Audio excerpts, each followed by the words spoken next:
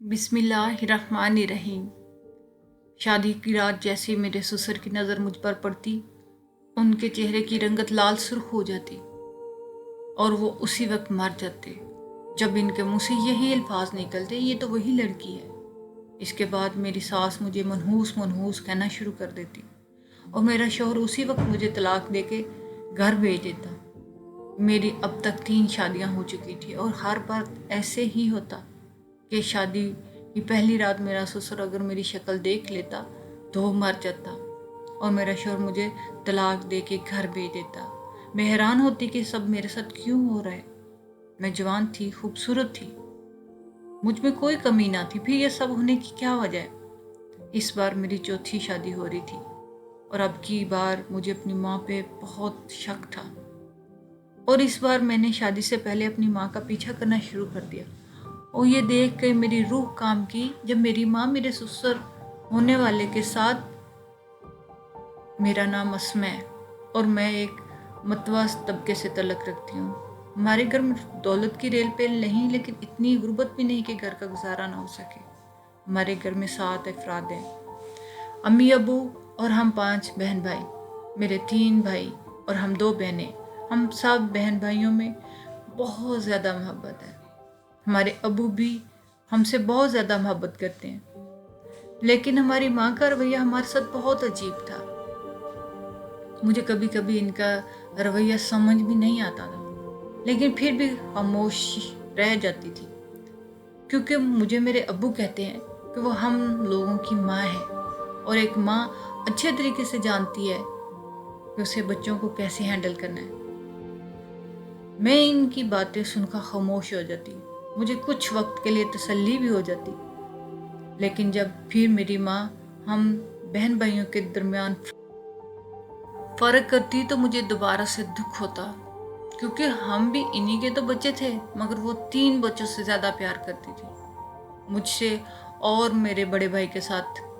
मुझे ऐसे लगता जैसे उन्हें कोई ख़ास लगाव नहीं, मगर फिर भी हम दोनों इनसे बहुत ज़्यादा प्यार करते थे। मगर बाज़ औक़ात मेरी माँ मेरे लिए जब किसी मामले में ज़्यादती कर जाती तो मेरा भाई मेरे साथ खड़ा होता और मेरे लिए मेरी माँ से भी लड़ जाता, और यही बात मुझे अपने भाई की सबसे ज़्यादा प्यारी लगती। उस वक्त मुझे लगता है जैसे मेरा भाई पूरी दुनिया में सबसे ज़्यादा मुझसे प्यार करता है। लेकिन जब मेरे अब्बू को पता चला कि मेरा भाई मेरी माँ से आज लड़ा है, तो उस दिन मेरे भाई को मेरा बाप कुछ दिन के लिए घर से ही निकाल देता था, क्योंकि अब्बू हमारी माँ से बहुत प्यार करते थे, पर वो नहीं चाहते थे कि कोई भी बच्चा इनके साथ कोई बदतमीज़ी करे। मेरी माँ और बाप की जोड़ी बहुत परफेक्ट मानी जाती थी। मोहल्ले और ख़ानदान में मेरे माँ बाप की जोड़ी एक मिसाली जोड़ी समझा जाता था। जो कि मेरा बाप भी देखने में अच्छा खासा था, मगर मेरी माँ बहुत खूबसूरत थी। इसकी खूबसूरती के चर्चे आज भी वैसे ही थे जैसे उनकी जवानी के दिनों में होते थे। दिन यूं ही गुजरते रहे और हम सब लोग जवान हो गए, मगर हमारे घर का माहौल जैसा मेरे बचपन में था वैसा ही मेरी जवानी में था।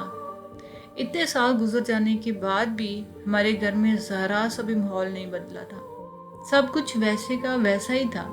लेकिन अब मेरे अब्बू ने कह दिया था कि मेरे बड़े भाई की शादी कर दी जाए, और इसके लिए मेरी माँ पूरे ख़ानदान से और ख़ानदान से बाहर लड़कियाँ ढूंढ रही थी।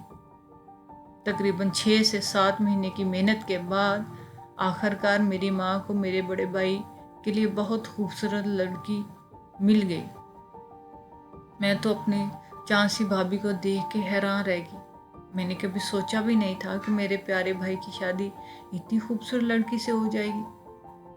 मेरी नज़र में मेरे भाई और भाभी की जोड़ी भी मेरे अब्बू और अम्मी की तरह परफेक्ट जोड़ी थी, क्योंकि वो दोनों एक दूसरे के साथ बहुत अच्छे लगते थे। मेरी भाभी का रवैया पहले पहल तो हम सब के साथ बहुत अच्छा और दोस्ताना रहा, फिर अचानक धीरे धीरे उनके रवैये में तब्दीली आ गई।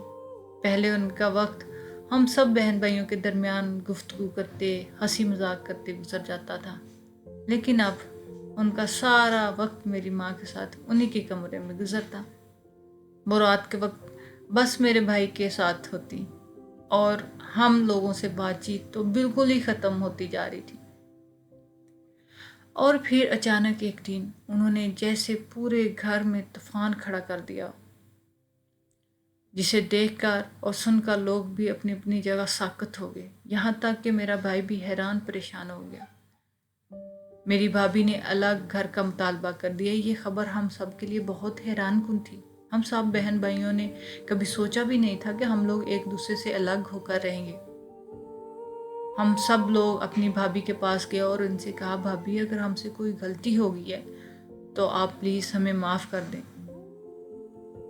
اگر ہماری کسی بات کا آپ کو برا لگا ہے تو اس کے لیے بھی ہمیں معاف کر دیں، لیکن ہمارے بھائی کو لے کر آپ الگ گھر میں کیسے رہ سکتی ہیں؟ اب آپ جیسے چاہیں گی نا ہم ویسے ہی کریں گے۔ بھابھی اگر آپ کو کسی بھی چیز کی ضرورت ہے تو ہم آپ کو لا کر دیں گے، لیکن خدا را بھابھی ہمارے گھر کو، بھائی کو ہم سے الگ نہ کریں۔ ہم سب نے مل کر اپنی بھابھی کی بہت زیادہ منتیں کی، لیکن ان کا تو کان پر جوں تک نہ رینگی۔ انہوں نے یہ جھگڑا جاری رکھا اور ہم سب کو اپنے کمرے سے نکال دیا اور دوبارہ ہم سے بات کرنا بھی چھوڑ دیا تھا۔ یہ سب کچھ ہمارے لیے پریشانی کا باعث بن رہا تھا۔ میرا بھائی بھی بہت پریشان تھا۔ میں نے اپنے بھائی سے بات کرنے کی کوشش کی تو اس نے کہا میں کچھ نہیں کر سکتا، اور پھر آنے والے دنوں میں ان کا یہ جھگڑا بڑھتا ہی جا رہا تھا، جس کا نتیجہ یہ نکلا کہ 2 مہینے کے بعد میرا بھائی اور میری بھابھی گھر چھوڑ کر چلے گئے۔ ہمارا گھر جیسے ایک دم ویران سا ہو گیا تھا۔ سب سے زیادہ مجھے اپنے بھائی کے جانے کا دکھ ہوتا، کیونکہ ایک وہی تو تھا جو صحیح اور غلط میں میرا ساتھ دیتا تھا، مگر اب وہ نہیں رہا تھا تو اب میرا ساتھ کون دیتا؟ جس دن میرا بھائی گھر سے گیا اس دن کے بعد ماں نے ان کا نام گھر میں لینے سے بھی منع کر دیا تھا۔ پہلے تو ابو کوشش کر رہے تھے کہ وہ میرے بھائی کو اور میری بھابھی کو کسی طرح منا کر گھر واپس لے آئیں، لیکن میری ماں نے نہ جانے ان سے کیا کہا۔ انہوں نے بھی سب کو یہی کہہ دیا کہ آئندہ کے بعد تمہارا بھائی کا نام لینا اس گھر میں کوئی بھی نہیں لے سکے گا۔ اپنے ابو کا یہ رویہ دیکھ کر مجھے بہت زیادہ دکھ ہوا۔ میں چونکہ بھائی سے چھوٹی تھی، اسی لیے بھائی کے گھر چھوڑنے کے کچھ عرصے کے بعد ماں نے کہا کہ اب میں تمہاری شادی کروا دوں گی۔ میں ان کی بات سن کر خاموش ہوگی، کیونکہ شادی تو مجھے ایک نہ ایک دن کرنی تھی۔ تو میری ماں نے میرے لیے بھی رشتے ڈھونڈنے شروع کر دیے۔ رشتے کروانے والی ہمارے گھر آتی اور گھنٹوں میری ماں کے کمرے میں بیٹھ کر باتیں کرتی رہتی۔ میں ان کے معاملات میں کچھ نہ بولتی، کیونکہ مجھے معلوم تھا کہ شادی بیاہ کے معاملات بہت مشکل ہوتے ہیں۔ اسی وجہ سے بحث و مباحثے تو ہوتے ہی ہیں۔ آخرکار میری ماں نے میری خاطر ایک رشتہ ڈھونڈ ہی لیا، مگر لڑکے والوں کو شادی کی کافی جلدی تھی، اسی وجہ سے وہ جلد از جلد مجھے بیاہ کر لے کے جانا چاہتے تھے۔ اس لیے 1 مہینے کے اندر ہی شادی کر کے میری ماں نے مجھے رخصت کر دیا۔ شادی تو شاید سب کے لیے خوشیوں کا پیغام ہوتی ہے، لیکن میری تو جیسے قسمت تھی شادی نے خراب کر دی۔ شادی کی اگلی صبح جیسے ہی میرے سسر کی نظر مجھ پر پڑی تو ان کا چہرہ لال سرخ ہو گیا اور وہ وہیں زمین پر گر کے مر گئے۔ بس ان کے آخری الفاظ یہی تھے، یہ تو وہی لڑکی ہے۔ میری ساس یہ سارا منظر دیکھتی تھی۔ بس پھر انہوں نے گھر میں ہنگامہ کھڑا کر دیا، مجھے منحوس کرنا شروع کر دیا، اور میرے شوہر نے مجھے غصے میں آ کے طلاق دے دی۔ ان کا کہنا تھا کہ میں منحوس ہوں، اسی وجہ سے میرے آتے ہی اس کا باپ مر گیا۔ میں تو ایک ہی دن میں اجڑ گئی اور میں دوبارہ اپنے ماں باپ کے گھر آ کے بیٹھ گئی۔ میرے گھر والوں کو میری اس بات کا بہت دکھ ہوا۔ سب لوگوں نے افسوس کا اظہار کیا، مگر میرا بڑا بھائی بالکل بھی افسوس کرنے یا مجھے دلاسا دینے نہیں آیا۔ اس بات پہ مجھے اور بھی زیادہ دکھ ہوا، لیکن رات کے وقت جب تمام لوگ سو گئے تو میرے موبائل پر میرے بھائی کا فون آیا۔ انہوں نے مجھے دکھی نہ ہونے کا بولا۔ میں نے ان سے شکایت کی، بھائی سب لوگ آئے مگر آپ کیوں نہیں آئے؟ تو انہوں نے کہا، اس بات کے بارے میں تمہیں بہت جلد معلوم پڑ جائے گا، لیکن فی الحال کسی کو یہ مت بتانا کہ میں نے تمہیں فون کیا تھا۔ اگر کسی کو یہ بات پتہ چل گئی کہ میں نے تمہیں فون کیا تھا تو معاملات بہت زیادہ خراب ہو جائیں گے۔ ان کی باتوں نے مجھے حیران کر دیا۔ میں ان سے پوچھنا چاہتی تھی کہ آخر وہ ایسا کیوں بول رہے ہیں، لیکن انہوں نے مجھے کچھ بھی بتانے سے انکار کر دیا، کیونکہ انہوں نے کہا تھا کہ دیکھو، وقت آنے پر تمہیں سب کچھ پتہ چل جائے گا۔ ابھی میری عدت پوری ہی نہیں ہوئی تھی کہ میری ماں نے میرے لیے نیا رشتہ ڈھونڈنا شروع کر دیا۔ میں نے ان سے کہا کہ مجھے اب شادی نہیں کرنی، لیکن انہوں نے کہا کہ ارے ایک طلاق یافتہ لڑکی کو گھر سے بٹھا کر میں نے اپنی دوسری بیٹیوں کی زندگی برباد کرنی ہے، اس لیے تمہیں شادی تو کرنی پڑے گی۔ اور پھر میری ماں نے میری خاطر ایک اور رشتہ ہی ڈھونڈ نکالا۔ میرے باپ نے بھی ان کی ہاں میں ہاں ملائی تو میں خاموش رہ گئی، کیونکہ ان کی بات بالکل صحیح تھی۔ ایک طلاق یافتہ کے گھر میں ہوتے ہوئے دوسری بیٹی کی شادی بہت مشکل ہو جاتی ہے، اسی لیے میں نے بھی خاموشی سے ان کے فیصلے پر سر جھکا لیا۔ میری شادی ہوئی تو اس بار بھی میرے ساتھ ایسا ہی ہوا۔ صبح ہوتے ہی میرا سسر میری شکل دیکھ کے مر گیا۔ میرے لیے یہ بات کسی صدمے سے کم نہیں تھی، کیونکہ میرے دوسرے شوہر نے پہلے شوہر کی طرح مجھے طلاق دے کے گھر واپس بھیج دیا تھا، اور پھر دوبارہ اسی طرح میری عدت پوری ہونے سے پہلے ہی میری ماں نے میری ایک اور شادی کا انتظام کر دیا، اور اس بار بھی ویسا ہی ہوا۔ یعنی شادی کی صبح ہی میری ساس مر گئی اور میرے شوہر نے مجھے طلاق دے دی۔ اسی طرح میری ماں میری 3 شادیاں کروا چکی تھی، اور ہر شادی میں ایسا ہی ہوا تھا کہ صبح ہوتے ہی میرا سسر میری شکل دیکھ کے مر جاتا اور میرا شوہر مجھے طلاق دے کر مجھے گھر بھیج دیتا۔ سب لوگوں نے مجھے منحوس بولنا شروع کر دیا، یہاں تک کہ میری اپنی ماں نے بھی اب یہ کہنا شروع کر دیا کہ ارے تیرے تو پیر ہی بھاری ہیں۔ میری ان شادیاں ٹوٹنے کا اثر اب میری چھوٹی بہن پر بھی ہونے لگا۔ اس کا کہیں بھی رشتہ نہیں ہو رہا تھا، اور اس کے لیے میری ماں بہت زیادہ پریشان تھی۔ وہ ہر وقت روتی رہتی اور میرے باپ کو بھی دکھڑے سناتی کہ اب ہماری چھوٹی بیٹی کے لیے کوئی رشتہ نہیں آ رہا، اب ہم کیا کریں۔ میرا باپ بھی میری ماں سے زیادہ پریشان ہو گیا، کیونکہ انہیں میری بھی فکر تھی اور باقی بچوں کی، مگر ماں کے اتنے زیادہ دکھڑے سن سن کر آخرکار وہ اپنا سارا غصہ مجھ پر ہی نکالتے۔ میں نے کئی بار ان سے کوئی شکایت نہیں کی، کیونکہ اس گھر میں جتنے بھی جھگڑے ہو رہے تھے وہ سب میری وجہ سے ہی تو ہو رہے تھے۔ 3 طلاقوں کا لیبل اپنے ماتھے پر لگا کر آخر میں اس گھر میں رہ رہی تھی۔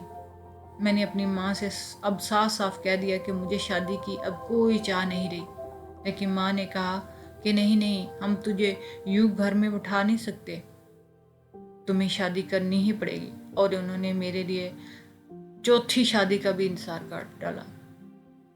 جب انہوں نے 4تھی شادی کا انتظام کیا تو مجھے سمجھ نہیں آ رہا تھا کہ 3 دفعہ طلاق یافتہ لڑکی سے آخر اب کون شادی کرنا چاہتا ہے۔ مجھے اس بار اپنی ماں پہ شک ہونے لگا۔ شادی سے پہلے تمام انتظامات کرنے کے لیے میری ماں نہ جانے کہاں گھومتی رہی۔ میں نے شادی سے پہلے اپنی ماں کا پیچھا شروع کر دیا۔ آخر مجھے بھی پتہ چل گیا کہ وہ ایسے کون سے انتظامات کر رہی ہے۔ جب میں نے ان کا پیچھا کیا تو وہ بازار سے ہوتے ہوئے ایک ہوٹل میں جا کر بیٹھ گئی۔ میں ان کی حرکتیں دیکھ کر حیران رہ گئی، کیونکہ انہیں تو باہر کا کھانا ہضم ہی نہیں ہوتا، پھر وہ ہوٹل میں آ کر کیوں بیٹھ گئی۔ مگر جلدی میری الجھن کا جواب مل گیا تھا، کیونکہ تھوڑی ہی دیر میں وہاں پر میری چھوٹی بہن اور اس کے ساتھ ایک لڑکا آ کر میری ماں کے پاس بیٹھ گیا، اور وہ دونوں مل کر میری شادی کے بارے میں باتیں کر رہے تھے، مگر مجھے ان کی باتیں صاف سنائی نہیں دے رہی تھی، لیکن میں اتنا ضرور جان گئی تھی کہ دال میں ضرور کچھ نہ کچھ کالا ہے۔ وہ گھر میں بھی بات کر سکتے تھے، اور یہ لڑکا کون ہے؟ میں اس لڑکے کو زندگی میں پہلی بار دیکھ رہی تھی۔ گھر آ کر میں نے اس بارے میں بہت سوچا، اور مجھے کچھ بھی سمجھ نہیں آ رہا تھا۔ 2 دن تک میں یوں ہی پریشان گھومتی رہی، کیونکہ اس بار میری شادی کرنے کا کوئی ارادہ نہیں تھا۔ اسی لیے میں نے اپنے بھائی کو کال کی تاکہ ان سے بات کر کے کوئی صحیح مشورہ لے سکوں۔ جب میں نے انہیں سارا معاملہ بتایا تو انہوں نے کہا تم بالکل خاموش رہو، اب میں خود اس معاملے میں پتہ کرنے کی کوشش کرتا ہوں۔ اچھا ہوا تم نے مجھ سے بات کر لی، کسی اور کو اس بارے میں کچھ بھی مت بتانا۔ मैं भाई से बात करके कुछ सुकून महसूस कर रही थी, लेकिन मैंने एक बात अपने दिल में ठान ली थी कि मैं अब शादी नहीं करूँगी, क्योंकि मुझे इस शादी में ही कुछ गड़बड़ महसूस हो रही। दिन गुजरते रहे और आखिरकार शादी का दिन भी आन पहुंचा। मौलवी साहब आए, सादगी से मेरे निकाह की तकरीब रखी गई थी। मौलवी साहब ने कहा, तुम्हें ये निकाह कबूल है? तो मैंने कहा, नहीं, मुझे ये निकाह कबूल नहीं। मेरा बाप और मेरी माँ अपनी जगह साकत खड़े रहे और कहने लगे, तुम्हें अपने माथे पर कलक लगाने के बारे में फैसला कर लिया है, चुप करके ये निकाह कबूल कर लो। मैंने सबके सामने अपनी माँ और बाप से बोल दिया कि मुझे शादी नहीं करनी। आप लोग चौथी बार मेरे साथ ज़बरदस्ती कर रहे हैं। मेरी अपनी भी कोई मर्जी होनी चाहिए। तमाम मेहमानों में अब खुसर फुसर शुरू हो गई। मौलवी साहब कुछ देर इंतज़ार करते रहे ताकि मामला सुलझ जाए, लेकिन मामला तो सुलझना ही नहीं था। और फिर कुछ देर बाद बारात भी चली गई, मगर बारात वालों ने मेरे माँ बाप को काफ़ी कुछ सुनाया। मैं खामोश खड़ी रही। जैसे ही वो लोग गए तो मेरी माँ ने पूरे घर में तमाशा खड़ा कर दिया और कहने लगी, देखो इस बदजात को हमारे माथे पे कलक लगाने के लिए तैयार बैठी है। इसकी बुरी किस्मत की वजह से मेरी दूसरी बेटी की भी शादी नहीं होती, इसका रिश्ता नहीं हो रहा, और अब इसने खुद शादी से मना करके रही सही कसर पूरी कर दी। मेरा बाप भी मुझ पर बहुत ज़्यादा गुस्सा करने लगा और बोलने लगा कि अब तुम इस घर में नहीं रहोगी, या फिर इस लड़के से माफ़ी मांगो, तुम्हें इसके साथ शादी करनी पड़ेगी, और अगर नहीं करनी तो अपने भाई बड़े के घर चली जाओ। दूसरे दिन मेरे बाप ने आकर मुझे फिर यही कहा कि चलो जाकर तुम इस लड़के से माफ़ी मांगो और इसके साथ शादी कर लो। मैं इनके साथ जाना नहीं चाहती थी, लेकिन वो ज़बरदस्ती मुझे अपने साथ ले गए और कहने लगे, चलो जाकर इससे माफ़ी मांगो। जैसे ही हम उन लोगों के घर में दाखिल हुए तो मेरे और मेरे बाप के सर पर आसमान टूट पड़ा। मैंने अपने बाप से कहा, देखा आपने, क्योंकि वहाँ पर लड़का और इसकी माँ रो रहे थे। मेरा होने वाला ससुर आज फिर मर चुका था। आजकल मेरी शादी हो जाती तो आज मेरी चौथी बार तलाक हो जाती। मेरे बाप के लिए ये बात सदमे से कम नहीं थी, इसलिए वो आगे बढ़े और उस लड़के से पूछने लगे, अगर तुम्हारा बाप मरने वाला था तो तुम शादी क्यों कर रहे थे? तो इसने कहा, अरे ये बात जाकर अपनी बीवी से पूछो। तो मेरा बाप हैरान हो गया और खामोशी से मुझे लेकर अपने घर आके तो मैंने देखा कि मेरा बड़ा भाई हमारे घर आया हुआ था। मेरे बाप ने आते ही मेरी माँ से सवाल किया, ये सारा माजरा क्या है? उस लड़के का बाप मर चुका है, बिल्कुल वैसे ही जैसे पिछले 3 लड़कों का बाप मर गया था। तुम मेरी बेटी के साथ क्या कर रही हो? पहले तो मेरी माँ ने बात को घुमाने की बहुत कोशिश की, लेकिन मेरे भाई ने कहा, अब आप झूठ नहीं बोल सकती, क्योंकि मैं भी सारा सच जान चुका हूँ। फिर मेरे भाई और इस लड़के को लेकर आ गया, जिसको मैंने अपनी माँ के साथ होटल में देखा। उस लड़के को देखकर मेरी माँ का तो चेहरा ही सफ़ेद हो गया। वो कहने लगी, खुदा के लिए मुझे माफ़ कर दो, ये सब मैंने अपनी सकी बेटी के लिए किया। इनकी बात सुनकर मेरे अब्बू और भाई को तो कोई फ़र्क नहीं पड़ा, लेकिन हाँ, मुझे शदीद सदमा हुआ। सकी बेटी मतलब? मैंने हैरत से अपने बाप की तरफ देखा और उनसे पूछा कि ये कैसी बात कर रहे हैं? तो मेरे बाप ने कहा, हाँ बेटा, ये तुम्हारी माँ नहीं, तुम्हारी माँ मरने के बाद मैंने इस शादी की थी। इनकी बात मेरे लिए हैरत का बायस बनी थी, लेकिन मेरी हैरत को एक तरफ रखकर वो दोबारा मेरी माँ की तरफ मुतवज्जह हुआ और उनसे पूछने लगे, आखिर ये सब चल क्या रहा है? तो इन्होंने कहा, ये लड़का जो है ये आपकी छोटी बेटी का शौहर है। ये दोनों एक दूसरे से बहुत मोहब्बत करते थे। घर वालों से ये बात छुपा कर उन्होंने शादी कर ली, और जब मुझे ये बात पता चली तो मैं बहुत डर गई, क्योंकि ये लड़का बहुत ही गरीब था, कोई नौकरी भी नहीं। ऐसे लड़के के साथ अब अपनी बेटी की शादी कभी नहीं करते, और आपकी बेटी इससे ब्याह कर चुकी थी। लेकिन जब हमारी बेटी आसमा की शादी होने लगी तो मेरे दिमाग में एक तरकीब आई। मैंने रिश्ते करवाने वाली को बुलाकर कहा कि ऐसे लड़कों के रिश्ते लेकर आओ जिनका बाप बीमार रहता हो, और फिर मैं शादी की रात एक मुट्ठी खीर बनाकर इसे खिलाती और कहती یہ آپ کی بہو نے اسپیشل آپ کے لیے بنائی ہے۔ وہ مزے سے کھا لیتے، جبکہ اس میں نے زہر ملایا ہوتا جس کا اثر 12 گھنٹے میں ہوتا۔ ان کے مرنے کے بعد آسما کا شوہر اسے منحوس منحوس کہہ کے طلاق دیتا، اور میں نے یہ سوچا اس طرح جب آپ کی بیٹی کو کئی بار طلاق ہو جائے گی تو کوئی بھی آپ کی دوسری بیٹی کو رشتہ دینے کے لیے تیار نہیں ہوگا۔ تب یہ لڑکا اپنا پرپوزل لے کے آئے گا اور پھر مجبوراً رشتہ نہ آنے کی وجہ سے آپ کو ہاں کرنی پڑے گی، اور بھائی اور بھابھی اس گھر سے کیوں گئے؟ میرے سوال پہ میرا باپ چونک اٹھا۔ میری ماں نے بولا کہ میں اس کی بیوی کو دھمکیاں دیتی تھی کہ اگر وہ اپنے شوہر کو لے کر علیحدہ نہیں ہوئی تو میں جلد از جلد تم دونوں کی طلاق کروا دوں گی۔ میں نے اسے گھر سے اس لیے نکال دیا کہ اسے میری چھوٹی بیٹی کے کارناموں کے بارے میں کہیں پتہ نہ چل جائے، اور جو میں اس کی بہن کے ساتھ کرنے جا رہی تھی۔ اگر اس کے بارے میں آپ کے بڑے بیٹے کو پتہ چل جاتا تو میری اس گھر میں رہنے کی کوئی گنجائش نہیں تھی۔ ان کی باتیں اور سازشیں سن کر میرے باپ کو بہت دکھ ہوا۔ ایک بیٹی کی غلطی چھپانے کے لیے تم نے میری دوسری بیٹی کی زندگی ہر طرح سے برباد کر دی اور 3 لوگوں کی جان بھی لے لی۔ میری ماں نے میرے ابو سے معافی مانگنے کی بہت کوشش کی، مگر ان کا غصہ حد سے بڑھ گیا تھا۔ معافی کی کوئی گنجائش نہیں تھی، اور اسی وقت میرے باپ نے غصے میں آ کر انہیں طلاق دے دی اور پولیس کے حوالے کر دیا، اور چھوٹی بیٹی کو اس کے شوہر کے ساتھ روانہ کر دیا۔ اس کے بعد میرے باپ نے میرے بھائی اور بھابھی سے اب تک ہر غلط فہمی کے لیے معافی مانگی اور کہا بیٹا گھر واپس آ جاؤ، تمہارے بغیر یہ گھر ویران ہو گیا ہے۔ اس کے بعد میرے باپ نے مجھ سے معافی مانگی اور کہا بیٹا میں خود تمہاری شادی کسی اچھے گھرانے میں کرواؤں گا۔